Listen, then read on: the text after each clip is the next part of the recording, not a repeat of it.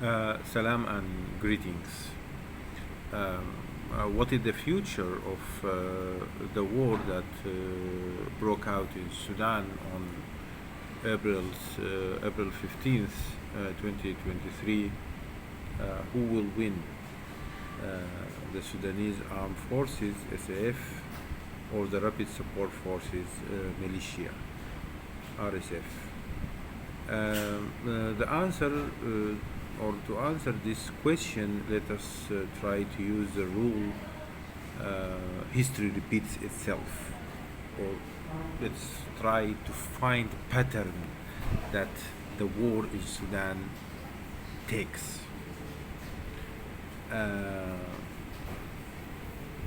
What kind of war is going on now in Sudan? If something similar had happened before, what was the result at that time? Uh, Previous similar cases are two kinds of war.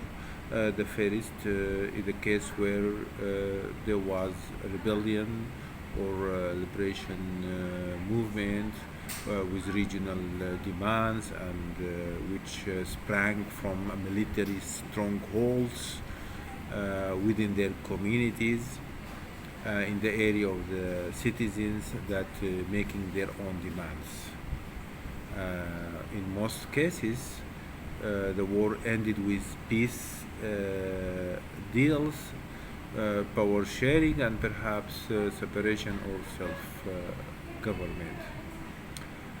The minimum was negotiations and a decrease in the intensity of the fighting. For example, the war between North and South Sudan, the civil war, and Darfur and Eastern Sudan.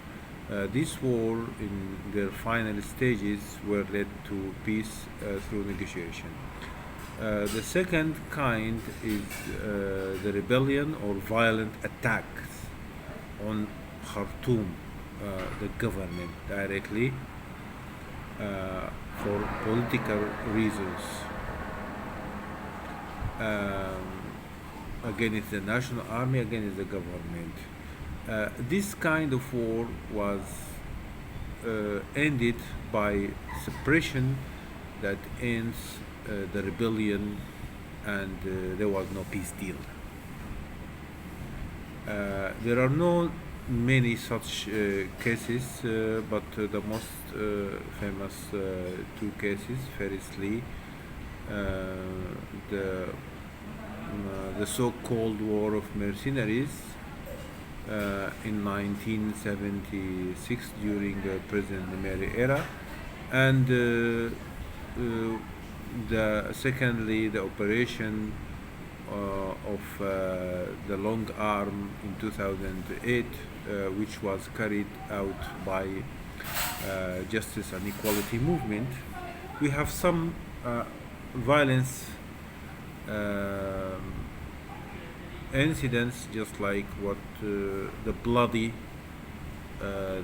Monday, the bloody Sunday, Al-Ahad Al-Dani, and the Black Monday, Al-Ithnain Al-Aswad. But these two cases is not a war. That was violence in Khartoum. The two cases of war already I mentioned ended by a defeat to the attack on Khartoum. Justice and Equality Movement is considered as a regional movement, but it left its geographical environment where it was created, and then tried to invade parts of Khartoum. They succeeded to invade parts of Omdurman within a day, and subsequently defeated.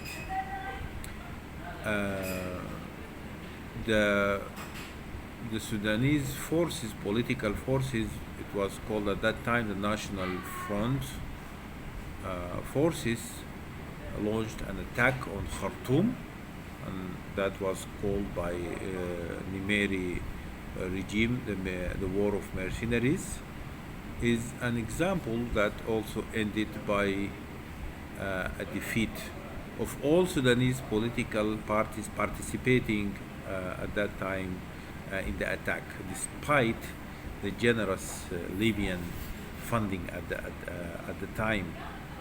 Ironically, also, justice and equality movement was supported by Chad and Libya, and there was very generous Libyan support to justice and equality movement at that time. Also, what is going on now, the war by Rapid Support Forces, militia, is supported at the very stage by Haftar, Libya, and the Central Africa, not the Central African Republic itself, but some supplies came from there, and big supplies came from Libya in the three cases. Does the war of April 15 fall under the first kind of liberation movement, or the second kind, like the long arm operation and the war of the mercenaries? Okay, let me explain. RSF militia is not a liberation movement, nor a region, nor it has a regional issue. It is a militia created by the central regime and then became paramilitary or semi-regular forces to fight against the regional and the liberation movements. So it is anti-regional, anti-liberation movement. But they belong to tribal components in Western Sudan, therefore, and which makes the confusion.